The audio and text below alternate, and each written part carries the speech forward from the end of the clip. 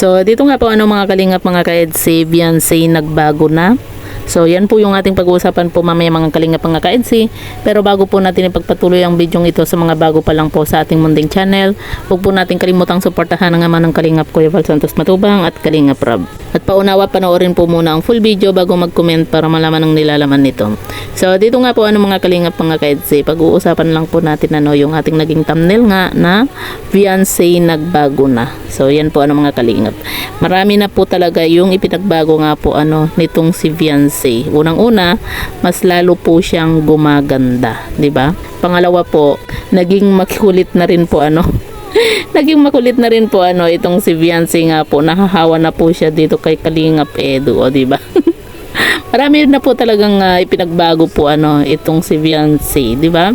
Kung dati sobra po siyang mahiyain, ngayon po nagkaroon na po siya ng confidence nga po sa kanyang sarili.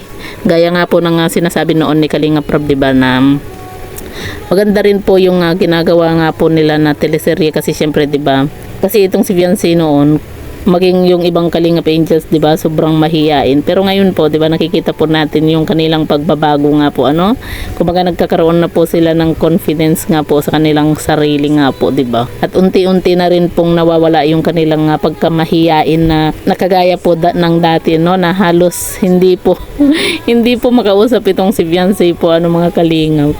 Pero ngayon po, grabe nakakatuwa po kasi malaki na po yung ipinagbago po nitong si Beyonce. Hindi lang po nagbago yung kanilang pamumuhay maging sa kanilang sarili nga po. Kita nyo naman po, 'di ba, kung gaano mas lalong gumanda po itong si Beyonce, 'di ba? Habang nagdadalaga po itong si Beyonce, mas lalo po siyang gumaganda. Kaya tama po yung sinabi nga po ni Kuya Val noon na ngayon pa nga lang daw po maganda na po itong si Beyonce. Mas lalo na po pagka talagang nagdalaga na daw po itong si Beyonce nga po. At totoo naman po yun mga kalingap. Kasi habang tumatagal, lalo po nating nakikita kung gaano kaganda po itong si Beyonce nga po, 'di ba? At ang nakakatuwa dito mga kalingap, yung nagiging makulit na rin po itong si Beyonce nga po. Mukhang nahahawa na po siya dito kay Habi. 'Di ba? Kasi alam naman po natin itong si Kalingap Edu, 'di ba, may pagkakulit din po minsan.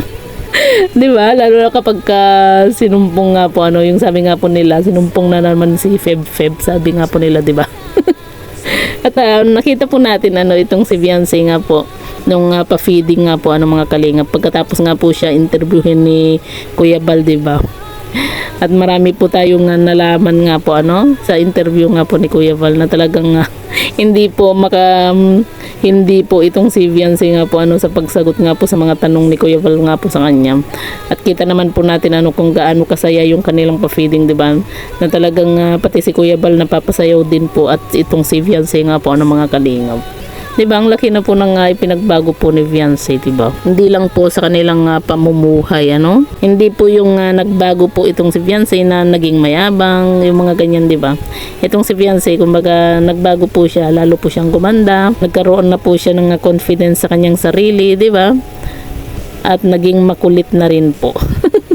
At sa mga hindi pa po nakapanood nga po ng pa-feeding nga po ni Kuya Val, mapanoorin po natin at talagang mag-e-enjoy po kayo sa panonood at talagang mawawala po yung stress po nyo lalo na po nung napapasayaw nga po itong si Beyonce at itong si Kuya Val nga po mga kalingap habang nagpapa-feeding po sila, 'di ba? So yan po mga kalingap mga ka-EDC, ano po yung masasabi nga po ninyo dito nga po kay Beyonce. Comment nyo lang po sa ibaba at babasahin po natin isa-isa.